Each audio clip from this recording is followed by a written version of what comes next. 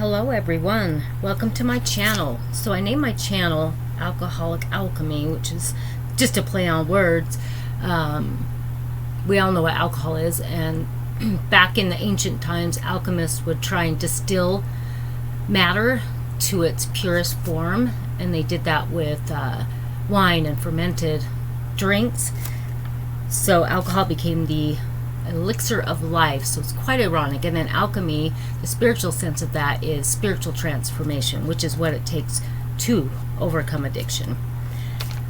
So I decided just to read through the big book, and this is a new one that just came out. It's called the Plain Language Book, and it'll explain in here what it's about.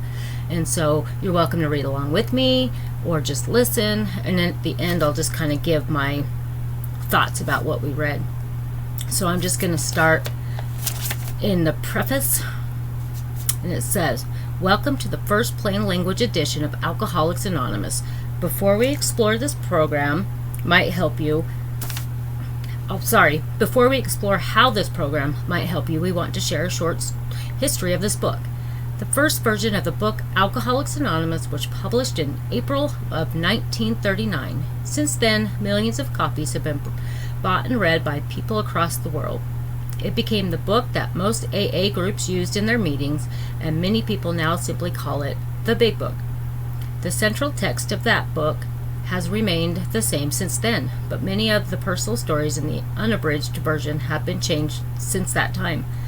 This version is different. It offers the same message and ideas as the first Big Book, but is written to be more easily understood.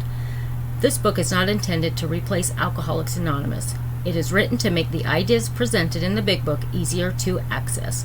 It is another tool for sharing the message of AA's program of recovery. We wanted to offer a version that used clearer and simpler language. We know that some people cannot be in regular contact with other AA members to get help with the ideas and vocabulary in the Big Book.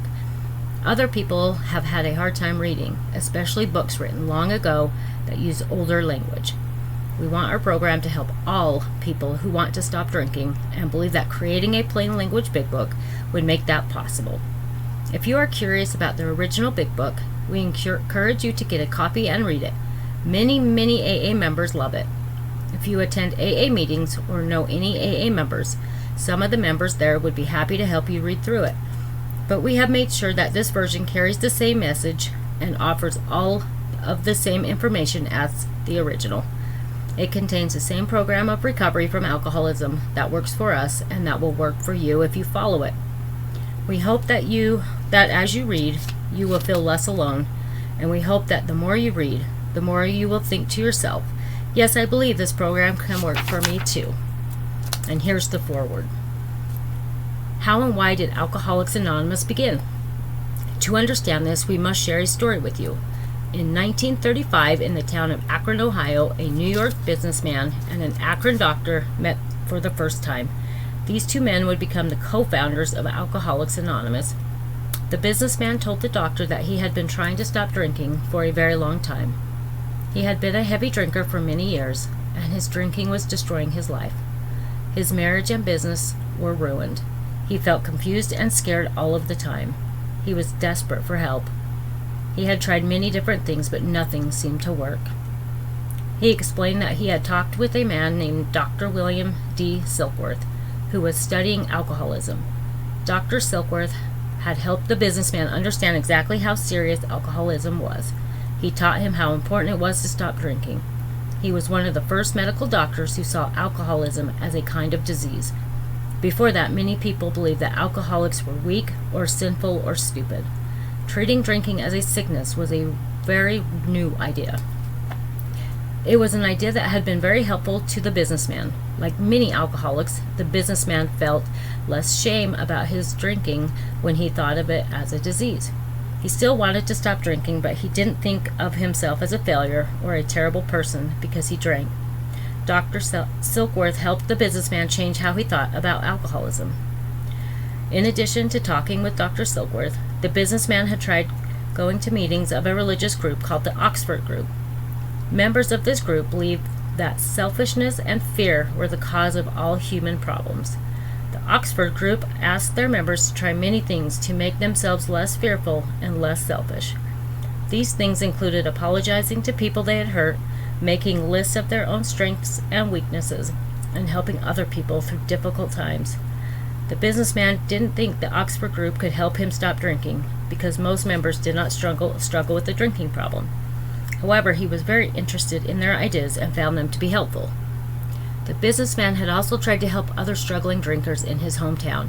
He believed that only alcoholics could help other alcoholics stop drinking. Unfortunately, none of the people he tried to help gave up drinking.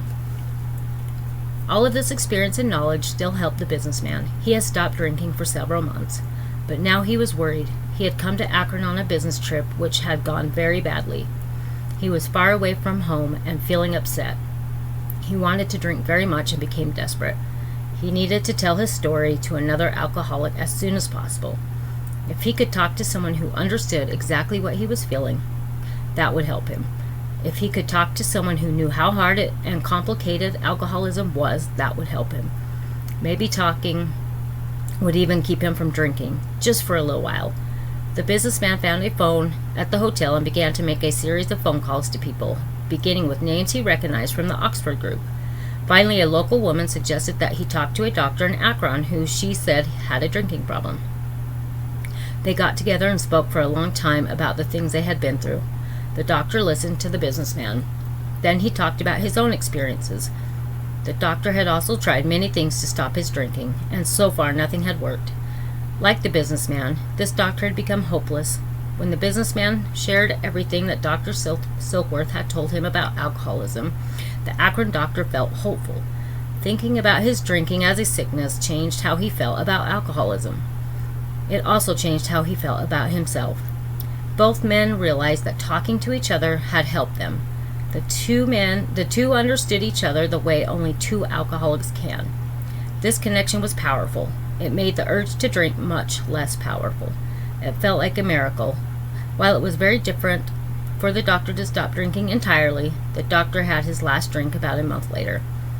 Seeing how much it had helped them to talk to each other, the New York businessman and the Akron doctor were eager to start helping other alcoholics in the same way. They started meeting with alcoholics at the Akron City Hospital. The first man they spoke with stopped drinking immediately and never drank again. Along with the businessman and the doctor, he became AA member number 3. All through the summer of 1935, more and more alcoholics began meeting and talking with each other at the Akron City Hospital. Some still drank, but others were able to stop completely. And this was the very first AA group. When the businessman returned to his home in New York, he started a second small AA group. Another group started in Cleveland in 1937. The basic ideas of AA began to spread across the country. People who had struggled with drinking finally started to feel hopeful. AA was like a light in the darkness. In the late 1930s, the members of AA across the country wanted to write down the experience they shared. There were about 100 people participating in the program at the time. They believed that they could help more alcoholics if they described how AA worked in the pages of a book. In 1939, the first version of the book Alcoholics Anonymous was published. Since then, many millions of people have read this book, joined AA groups, and gotten sober. Reading and writing have helped the AA program grow and spread. The book Alcoholics Anonymous has been translated into more than 70 languages. This means that people all over the world can read and understand how AA works. This program has helped millions of people stop drinking, and it will help millions more in the future. And it all started when a New York businessman and an Akron doctor decided to talk to each other. Those two men knew that talking and sharing would help them stop drinking. We are grateful to them. Their wisdom and self-sacrifice have saved more lives than we can ever count. If you would like to learn more about the history of this book, you can read the forewords to the first 4 editions of the big book, starting on page 176. You can also visit www.aa.org or order any of the AA books, booklets, and pamphlets that sound interesting to you. Our organization has a powerful history, and we love helping members learn about its growth. So, that's just the first few pages. It's quite interesting. A lot of important stuff in just those pages. So, if you are familiar with the big book, and the writing in the 1930s. It is kind of like riddles sometimes, and it's really no different than when they kind of help with the wording in the Bible to make it a little easier to read and understand. I just like what it says when this book is not intended to replace Alcoholics Anonymous. It is written to make the ideas presented in the big book easier to access. It's another tool for sharing the message of AA's program of recovery. You really can't do this alone, and don't try and read the book alone either. It's so much better when you go through it with even just one more person. And thank goodness for that doctor who worked hard to try and figure and understand alcoholism, because we wouldn't be here today if he hadn't. And it is very, very true that only alcoholics can help another alcoholic stop drinking. Like, you can't not explain alcoholism to somebody who is not one. It's like explaining what it's like to give birth if you have never experienced childbirth, or you know what I'm talking about. It just is amazing. And so talking to another alcoholic is one of the key things of this program. And that is, where they say, talking about his experience. That's why meetings are so important as well, just to go, we more want to share on the hope of the program, not the drunkalogs and how bad it was and how awful, which that's an important part, but we certainly want to focus more on, the solution and what you can achieve if you stick with this program. So hopefully you'll want to read through this with me. I will read through this whole book in sections, and then if you want to give your comments, go ahead, and if you have questions, please go ahead. And I'm going to end with a gratitude, because that is a very important part, I think, in life in general, just to be aware of what we have to be grateful for. And I'm super grateful that the weather is starting to get a little cooler, and sure enjoy being outside. So if you have a gratitude you'd like to share, please comment. And I am going to end with the serenity prayer. God, grant me the serenity to accept the things I cannot change, the courage to change the things I can, and the wisdom to know the difference. Hope to see you guys again.